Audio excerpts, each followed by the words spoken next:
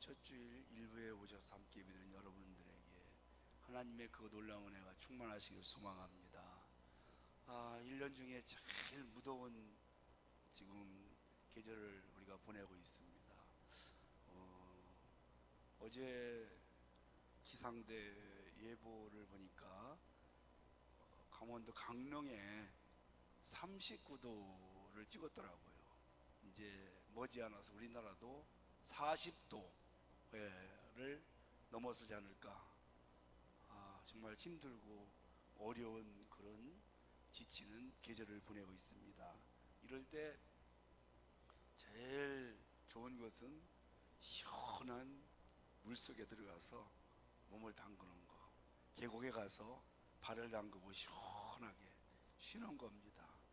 그러면 아마 우리 육신의 피곤함들이 다 떠나갈 것이고, 또 감사하게도 저 파리에서 올림픽이 열리는데 우리 선수들이 참 좋은 성전부들을 많이 올려가지고 우리 지친 영혼을 또 마음 육체를 소생시켜주고 또 갈증을 해소해주는 그런 또 축복이 있습니다. 어쨌든 이 사랑하는 성도 여러분, 무더운 여름철을 지혜롭게 잘 극복하셔서 이제 다음 주 수요일이면은 처서라는 것 같은데 이것도 오래 가지 않을 것 같습니다. 잘 건강을 유지하셔서 여름도 잘 보낼 수 있기를 간절히 소망합니다. 오늘 시편 13편을 또 우리가 함께 말씀을 나눌 텐데요. 내 영혼을 소생시키시는 하나님이다. 사람은 아시겠지만 육체와 영혼으로 구성되어 있습니다. 하나님이 이 세상을 창조하실 때 마지막 6일째 되는 날 우리 사람을 만드셨어요. 흙으로 빚어가지고 그 코에다가 후 하고 생기를 넣었을 때 생명이 됐다. 영혼이 이제 들어옴으로써 육체가 살게 된 것이죠. 그래서 이 생기의 원어가 네페슈라는 말인데 숨을 말합니다. 그래서 내 영혼을 소생시킨다. 이 말은 이제 사람이 살아가다 보면 육신도 지치고 영혼도 건강하지 못할 때가 있습니다. 지칠 때가, 약할 때가 있습니다. 그때에 생명의 기운을 얻는다, 이런 뜻을 가지고 있습니다. 그러니까 양에게 이 말씀을 적용을 하면 이제 다윗이 양을 치면서 그 양들도 여름에는 엄청 더워가지고 다 지쳐가 쓰러집니다.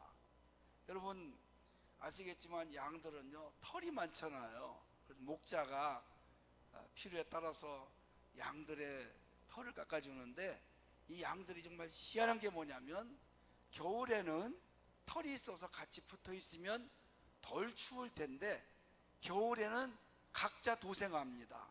따로따로 떨어져서 살아가는 거고 지내는 거예요. 근데 여름에는 희한하게도 딱 이것들이 붙어 있어요. 얼마나 덥겠어요. 보통 중동의 기온이 40도인데 그 많은 털끼리 가진 양들이 서로 엉켜 있다. 그러면 50도, 60도가 되는 겁니다. 그러면 여기가 막 상하는 거죠. 그래서 목자들이 어떻게 하냐면 양떼 속에다가, 양 우리에다가 염소를 한 마리, 두 마리 넣어놔요. 그럼 염소가 가만히 있질 않거든요. 붙어 있는 게 싫어가지고 뿔로 그 양떼들 속에 들어가서 확 들이받아. 그러면 양들이 깜짝 놀래가지고 다 이렇게 떨어지는 거예요. 도망가는 겁니다. 여러분, 그래서 양떼 안에, 우리 안에 염소가 있는 겁니다. 그래야 살아요. 하나님이 참 목자들에게 지혜를 주셔가지고 그렇게 양을 치도록 만들었습니다. 이 여름에 양들도 더우니까 지치고 그래서 막 쓰러지고 또 죽기도 하고, 그래서 목자가 어떻게 합니까? 그 양떼들을 데리고 이제 계곡을 가는 겁니다. 계곡, 협곡을 건너가요. 그 계곡에 가면 아주 시원하고 또 물이 막 찬물이 시원한 물이 흐르기 때문에 그곳에 가서 양들을 목을 축이는 거예요. 그래서 2절 보니까 나를 푸른 풀밭에 누이시고 쉴 만한 물가로 물가를 인도하시는 너다, 그렇게 말씀하고 있습니다. 더우니까 사람뿐이 아니라 양들도 목자가 시원한 계곡으로 양들을 이끌고 가서 시원한 물을 먹게 해서 다시 지치고 힘든 양들을 이제 회복을 시키는, 소생을 시킨다고 볼 수가 있는 겁니다. 성도 여러분, 육신이 아프고 병들고 지치면 쉽게 치료할 수 있습니다. 쉬면 됩니다. 깊은 계곡에 가서, 산속의 계곡에 가서 발을 담그고 쉬면 육신도 강건해질 수 있고, 또 잠을 푹 자면 건강해질 수 있고, 또 아픈 곳이 있으면 의사가 치료하면 거의 다 나을 수 있습니다. 그런데 우리 육체는 이렇게 할 수가 있지만 영혼은 그 의사가 할 수가 있는 것이 아닙니다. 사람이 하는 일이 아닙니다. 영혼이 지치고 영혼이 병들면 치료를 받아야 됩니다. 영혼이 지치고 피곤한 거, 병들면 어떤 현상이 나올까요? 입에서 감사, 찬송, 얼굴에 웃음이 사라집니다. 불평이 오고 원망이 오고 한숨이 오고 낙심이 오고 이제 절망적인 말을 많이 하게 되는 겁니다. 그러면 나도 모르는 사이에 내가 지금 영혼이 지쳐 있구나, 이걸 진단할 수가 있는 거죠. 예배도 별로 기쁨이 없고 안 올 수는 없으니까, 드리지 않을 수는 없으니까 내가 그래도 예배는 드려야지. 하지만 예배 가운데 감격이 없고 찬송도 그냥 감격에 사는 것이 아니라, 기쁨을 하는 것이 아니라 그냥 어쩔 수 없이 하는, 기도 잘 되지 않습니다. 삶에 어떤 비전이 없습니다. 그렇다면 우리 영혼은 지금 건강하지 않다는 것을 진단할 수 있는 것이죠. 그러나 여러분, 영혼을 치료하는 것은 바로 다른 것이 아닙니다. 우리가 하나님 앞에 다시 한번 육신이 약하면 영혼도 약할 수 있기 때문에 건강함을 되찾고 감사와 찬송이 넘치는 그런 삶으로 회복이 돼야 되는 것이죠. 건강이라는 단어가 원래 영어로 보면 헬스거든요. 헬스 하시는 분 계십니까? 헬스가 건강입니다. 근데 이 헬스가 어디서 왔냐, 어원이 어디서 왔냐, 할리에서 왔어요. 이게 뭐냐면 거룩함, 경건함. 그러니까 건강은 뭐냐면 한마디로 얘기해서 육신의 건강은 운동하면 됩니다. 그러나 우리의 영혼의 건강, 우리 몸의 인생의 건강은 다른 게 아닙니다. 경건함, 거룩함, 즉 하나님과의 관계가 바를 때 우리는 영혼이 건강하고 육체가 강건할 수 있음을 믿으시기 바랍니다. 그래서 요한 3서에 보니까 이런 말씀이 있죠. 영혼이 잘된 같이 범사가 잘되고 강건하기를 원하노라. 육신의 건강은 영혼이 잘되면 육신이 건강할 수 있습니다. 우리 육신의 병이 어디서 많이 옵니까? 이 마음으로부터 오거든요. 마음. 근데 우리 마음을 움직이는 것이 영혼이에요. 영혼이 맑고 영혼이 건강하고 영혼이 성령으로 충만하면, 여러분 우리가 생각해 보세요. 입에서 감사가 많이 나오고 찬송이 나오고 항상 기쁨이 넘치고 얼굴이 환한 천사 같은 모습으로 살아갈 때 육신에 무슨 병이 있겠어요? 암이라는 그 무서운 병도 사실 마음으로부터 시작이 많이 되지 않아요. 다 염려, 걱정, 근심, 두려움, 절망, 미래에 대한 어떤 불안함, 그리고 스트레스, 이런 것들로 시작이 되는 것이 거의 대부분이거든요. 근데 영혼이 건강해요. 항상 얼굴이 환하고 웃음이 넘치고 감사가 넘치고 주님을 가까이 하고 늘 주님과 교제하며 영적으로 충만할 때, 우리는 영혼이 잘 될 때 세상의 일들이 잘 되는 거고, 그리고 육체가 건강한 삶을 살아갈 수 있는 것입니다. 여러분, 이 무더운 여름철을 맞이해서 혹시 영혼의 어떤 건강하지 못한 상황이 보인다면 다시 우리 하나님과의 관계를 바르게 가지시고 영혼이 건강해서 범사가 잘 되고 형통한 여러분 되시기를 주의 이름으로 축원합니다.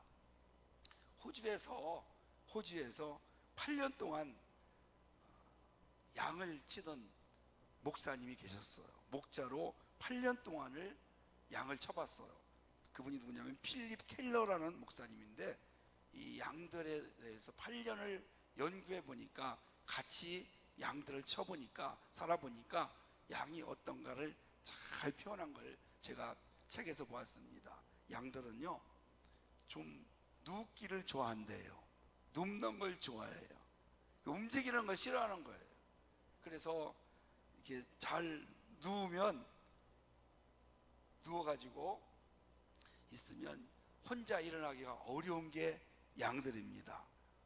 그러니까 누워있으면 편하긴 한데 혼자 잘 못 일어나는 거죠. 그때 누워있을 때 사나운 짐승들이 와서 양들을 공격을 하는 겁니다. 그리고 두 번째는 털이 많을 때 양이 잘 넘어진다고 그래요. 그래서 목자가 양의 털을 깎으려고 하는데 영 싫어하는 것이 털을 깎는 거. 사실 털 깎는 것도 제가 보니까 양도 힘들어 하겠더라고요. 그래서 잘 넘어지는 거. 근데 여러분, 이 털이 길면요, 여름에 이 안에 상처가 나기 시작합니다. 안에 바람이 통하지 않기 때문에 진물이 나고 막 피부병이 많이 와요. 그래서 자주 양들의 털을 깎아야 돼요. 그래서 잘못된 것들은 치료하는 거예요. 세 번째는요, 살찐 양, 새끼반 양, 새끼반 암양은 잘 넘어지기 쉽다. 마찬가지입니다. 우리가 육신도 잘 가꾸고 건강하게 해야지 몸이 커지면 다른 어떤 질병들이 오기가 쉽지 않습니까? 그래서 이 양이 넘어지면 이제 뭐 일어나기가 어려운데, 넘어지면 가스가 차고, 그리고 그렇게 해서 3시간 4시간 막 발버둥을 치다 보면 가스가 차서 결국 죽기도 하고 또 다른 짐승들의 밥이 되기도 한다는 거죠. 근데 여러분, 양은요, 다른 짐승들은 혼자서도 능히 살아갈 수가 있습니다. 근데 유별나게 양은 혼자 절대로 살 수 없는 그런 존재예요. 반드시 누가 있어야 되겠습니까? 목자가 있어야 됩니다. 목자가 양을 지켜줘야 돼요.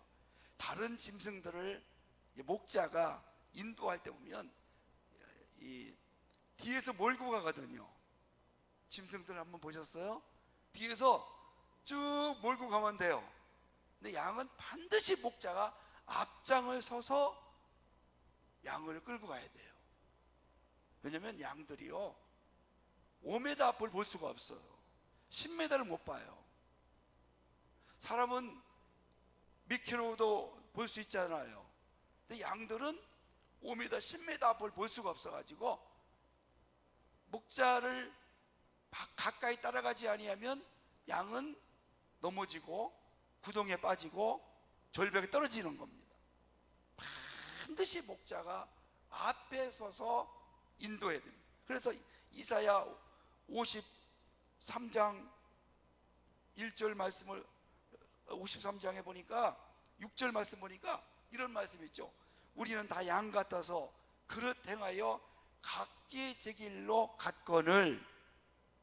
각기 제 길로 간다. 목자가 없으면 자기가 하고 싶은 대로 가는 거예요. 바로 이 길로 가야 되는데 이리 못 가고 보이질 않으니까 이쪽으로 가고 이쪽으로 가고 저쪽으로 가고, 그러다 보면 넘어지고 구덩이에 빠지고 결국 그러다가 죽고 마는 것입니다. 마찬가지로 사랑하는 성도분, 우리도 그렇습니다. 우리 스스로 신앙생활 절대 할 수 없습니다. 못나도요 목자가 필요합니다. 선한 목자가 우리를 인도해 줘야 돼요. 혼자서는 신앙생활 못합니다. 가정에서 혼자 신앙생활하는 사람들, 여러분 자기가 뭘 하는지 잘 모릅니다. 반드시 그래서 목자의 인도함을 받아야 되는 것이죠. 그래서 오늘 본문에 보니까 이제 3절에 보니까 내 영혼을 소생시키시고 그랬어요. 내 영혼을 소생시켜준다. 소생이라는 말은 다시 말하면 새롭게 한다. 다시 말하면 약한 우리 부분을 강하게 만들어준다. 목자가 그래서 양들을 때를 따라 시원한 계곡으로 또 푸른 풀밭으로 인도해서 넘어진 양들을 이렇게 세워주고 또 약한 자들을 강하게 하고 새로운 어떤 또 먹이를 먹여서 그 양을 원기를 회복시켜주는 것을 볼 수가 있습니다. 우리 예수님이 이렇게 말씀했습니다. 내가 온 것은 양으로 생명을 얻게 하고 더 풍성하게 얻게 하려는 것이다 그렇게 말하고 있습니다. 예수님이 이 땅에 오신 목적 중에 하나가 잃어버린 양을 찾으러 오셨지만 또 약한 양들, 약한 그리스도인들을 강하게 하고 힘있게 하고 새롭게 힘을 얻어서 다시 믿음으로 승리하게 만들시려고 이 땅에 오신 것을 볼 수가 있습니다. 두 번째는요, 3절 하반절에 보니까 의의 길로 인도하시는다 이렇게 말씀하고 있습니다. 이 의의 길은요 어떤 길이냐면 진리의 길이에요. 생명의 길, 영생의 길입니다. 이 세상에는 수많은 길들이 있어요. 여러분, 그 많은 길이 있음에도 불구하고 진리의 길은 딱 하나입니다. 예수 그리스도를 따라가는 길이야만이 그것이 영생의 길이고 생명의 길인 줄 믿습니다. 하늘에도 길이 있고요, 하늘에 길이 있어요. 여러분, 그 길을 이탈하면 안 됩니다. 그걸 뭐 다른 말로 하면 항로라고 이야기합니다. 비행기가 그 항로를 따라가야지 다른 길로 가면 탈선할 수가 있습니다. 땅에도 얼마나 많은 길이 있습니까? 바다에도 길이 있습니다. 바른 길을 가야 됩니다. 이스라엘에 가면, 사막의 광야에 가면 길이 많아요. 그걸 뭐라고 하냐면 트레일이라고 합니다. 트레일. 근데 그 길이 어떤 길이냐면 싸놓은 짐승들이 다니는 길이 있어요. 길을 일부러 만드는 게 아니에요. 사놓은 짐승들이 그 길을 다녀요. 근데 양이 목자가 없으면 그 길이 잘 닦여져 있거든요. 그 길을 가면 반드시 사놓은 짐승에게 잡혀 먹습니다. 그럼 어떻게 됩니까, 여러분? 어떻게 가야 됩니까? 목자가 없는 길은 절대로 가서는 안 됩니다. 그리고 또 사막이기 때문에 아무리 길이 잘 나 있어도요, 바람이 불고 비바람이 몰아치면 그게 어느새 싹 길이 없어져 버려요. 그래서 우리는 각기 제 길로 갔다는 말씀 가운데 우리가 홀로 잘못된 길을 갈 수 있습니다. 이 세상에는 우리를 삼키려고 하는 악한 자들이 굉장히 많이 있습니다. 그것이 진리 같아요. 달콤해요. 그러나 우리가 그것을 분별하지 못하고 그걸 따라가면 나는 그들에게 붙잡혀서 내 인생이 망가지고 우리 가정이 풍파가 나고 결국 멸망으로 갈 수밖에 없다는 것을 우리들에게 보여주고 있습니다. 그래서 여기 의의 길이라는 것은 오직 주님을 따라가는 길입니다. 하나님의 말씀을 따라가는 길, 진리의 길. 오직 길은 예수 위에는 진리의 길이 예수님 위에는 없습니다. 예수님의 따라가신 그 진리의 길을 우리는 따라가야 될 줄로 믿습니다. 그러면 이제 우리가 어떻게 하면 영원히 소생할 수 있을까? 몸이 아프면 의사가 처방을 해준 걸 가지고 약국에 가서 약을 조제 먹으면 대부분이 낫습니다. 저도 지금 지난주부터 감기가 걸려가지고, 아니 무슨 여름에 감기가 걸립니까? 그래서 일주일 내내 지금 기침하고 몸살 나고, 저도 지금 목소리가 제대로 안 나오는데요, 아니 조제를 해먹어도 안 나서요. 그래서 여러분, 그런데요, 우리 영혼을 어떻게 치료하느냐? 영혼도 심신이 약해지고 나약해지고 그러면 약해질 수 있고 병들 수 있습니다. 그 어떻게 치료하느냐? 의사가 할 수가 있는 일이 아닙니다. 첫째는요, 하나님의 말씀으로 치유받을 수 있습니다. 시편 19편 7절 말씀 보니까 여호와의 율법은 완전하여 영혼을 소성시키며, 아멘. 여호와의 율법은 완전하여 영혼을 소성시키며, 하나님 말씀은 우리 영혼을 새롭게 한다는 것입니다. 다시 회복시켜 주는 것입니다. 여러분이 가지고 있는 성경 두 개 약이 있어요. 구약과 신약. 구약은 오래된 거고 신약은 요즘 것입니다. 여러분, 이 약을 먹으면 살 수 있습니다. 우리 영혼이 거듭날 수 있습니다. 범죄를 다윗이 했어요. 다윗도 완벽한 사람이 못 됐죠. 우리아의 아내 밧세바를 범하는 큰 범죄를 저지릅니다. 그거를 감추기 위해서 우리아 장군을 전쟁터에 보내서 죽게 했어요. 살인죄, 간음죄, 죄인 중에 죄인이에요. 그걸 감추고 있는데 어느 날 나단 선지자가 찾아왔어요. 그리고 비유로 말을 합니다. 그때 다윗이 깨달았어요. 하나님의 말씀으로 나단이 권고하니까 다윗이 거기서 변명하지 않습니다. 무릎을 탁 꿇고 하나님 앞에, 주여, 내가 죄인입니다. 내게서 성량이 떠나지 않게 하옵소서. 본질입니다. 본질. 다윗은 신앙의 본질을 가지고 있는 사람입니다. 왜냐하면 주님이 떠나버리면 그만이니까. 참 놀라워요. 베드로가요, 예수님 모른다고 3번이나 부인을 합니다. 근데 예수님이 찾아가셔가지고 말씀을 나눕니다. 내가 나를 사랑하느냐 3번을 하잖아. 말씀으로 베드로를 다시 치료해 줍니다. 회복시켜 줍니다. 그리고 말씀으로 권면했어요. 예루살렘을 떠나지 말고 끝까지 기다리고 성령을 받으라. 그 말씀을 통해서 베드로가 순종함으로 성령 받고 초대교회, 초대 이스라엘 교회 하루에 3,000명, 5,000명씩을 회개시키는 역사를 이룬 줄로 믿으시기를 바랍니다. 시편 119편 50절 말씀에도 보니까 이 말씀은 나의 고난 중에 위로라. 주의 말씀이 나를 살리셨다. 저를 한번 따라서 할까요? 주의 말씀이 나를 살리셨다. 아멘. 우리 영혼을 살리는 비결 중에 하나가 하나님 말씀입니다. 우리 교회에도요, 세상에서 절망하고 낙심하고 도저히 희망이 없는 그런 사람들이 와서 예배를 드리고 말씀을 듣고 그리고 나서 살아났어요. 아멘. 소망이 생기는 거예요. 그리고 다시 일어났어요.